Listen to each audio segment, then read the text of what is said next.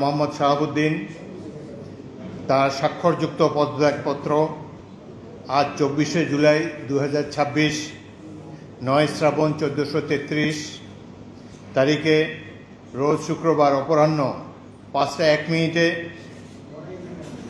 আমার নিকট পদত্যাগপত্র দাখিল করেছেন। তার হৃদযন্ত্রে বাইপাস সার্জারি হয়েছে।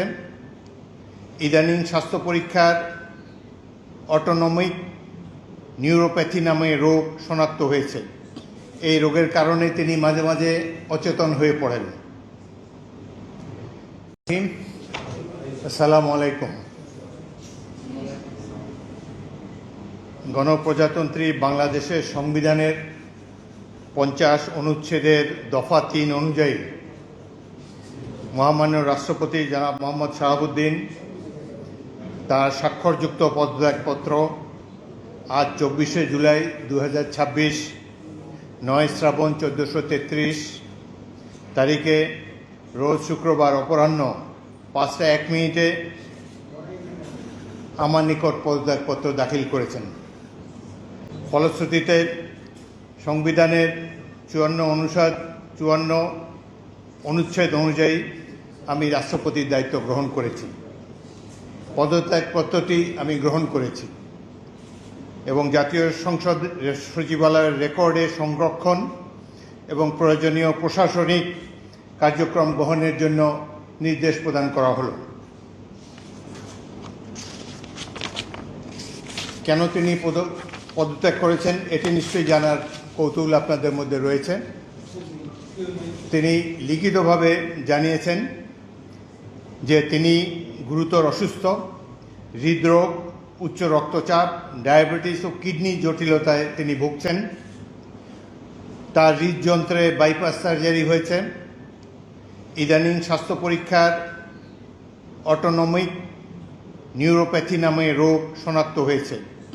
এই রোগের কারণে তিনি মাঝে মাঝে অচেতন হয়ে পড়েন। এসব রোগের প্রাদুর্ভাবে এবং শারীরিক ও মানসিক অসমর্থতার কারণে রাষ্ট্রপতির মতো গুরুত্বপূর্ণ সাংবিধানিক পদের দায়িত্ব পালন করা তার পক্ষে সম্ভব হচ্ছে না। তার দীর্ঘমেয়াদী চিকিৎসার প্রয়োজন। এই কারণেই তিনি স্বাস্থ্যগত কারণে পদত্যাগ করেছেন এবং বাংলাদেশ জাতীয় সংসদের স্পিকার হিসাবে এই পদত্যাগপত্র আমি গ্রহণ করেছি।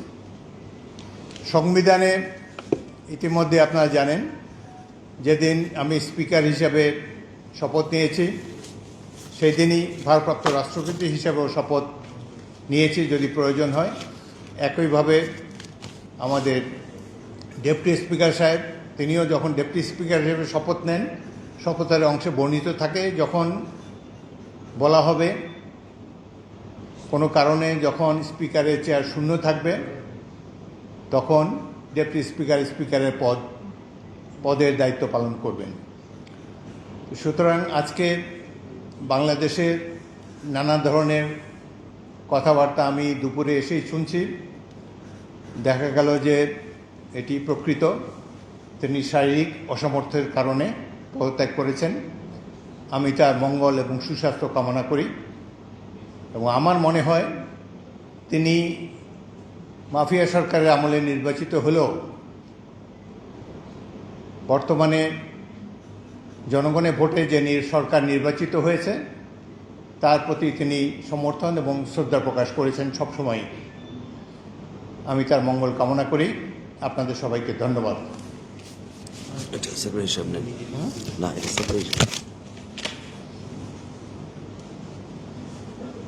কোনো প্রশ্ন থাকলে একটা দুটো প্রশ্ন করতে পারেন।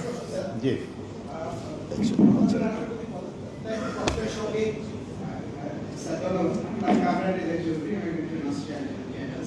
আমার একটা প্রশ্ন হচ্ছে মহামান্য রাষ্ট্রপতিকে পদত্যাগপত্র জমা দিয়েছে তার সঙ্গে কোনো মেডিকেলের কোনো ডক্টরের সার্টিফিকেট বা কোনো কিছু সংযুক্ত করছেন যাতে করে জনমনে একটা প্রশ্ন আছে যে এটা কি আসলে কাগজে কলমে অসুস্থতা না জেনুইন অসুস্থতা। Thank you sir. আচ্ছা শোনেন, বাংলাদেশের রাষ্ট্রপতির পদত্যাগ একটি গুরুতর ঘটনা। এর সাথে দেশের ভালো মন্দও জড়িত। রাষ্ট্রপতি একজন মানুষ, তিনি অসুস্থ হতেই পারেন এবং তিনি রোগেরও নাম প্রকাশ করেছেন লিখিতভাবে জানিয়েছেন তিনি কি কি রোগে ভুগছেন এবং মাঝে মাঝে তিনি অচেতন হয়ে পড়েন। এর জন্য ডাক্তারের সার্টিফিকেটের কোনো প্রয়োজন নাই, যিনি যেখানে নিজেই এটি দাবি করেছেন। সুতরাং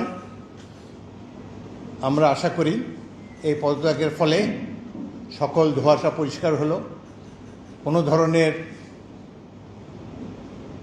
বিশৃঙ্খলা বা কোনো ধরনের বিরূপ মনোভাব কিংবা কনফিউশন যাতে এসব ব্যাপারে না ঘটে। রাষ্ট্রপতি পদত্যাগ, এর আগেও রাষ্ট্রপতিরা পদত্যাগ করেছেন বিভিন্ন কারণে। রাষ্ট্রপতি দেশের একজন সম্মানিত মাননীয় রাষ্ট্রপতি, তিনি পদত্যাগ করতেই পারেন এবং এই চেয়ার তো কখনো শূন্য থাকে না। এবং আমি জাতীয় সংসদের স্পিকার হিসাবে এই পদত্যাগপত্র গ্রহণ করেছি, এটি হলো বাস্তবতা। আশা করি সকল ধরনের কনফিউশন এখন থেকে দূর হয়ে যাবে। আপনাদের সবাইকে অসংখ্য ধন্যবাদ।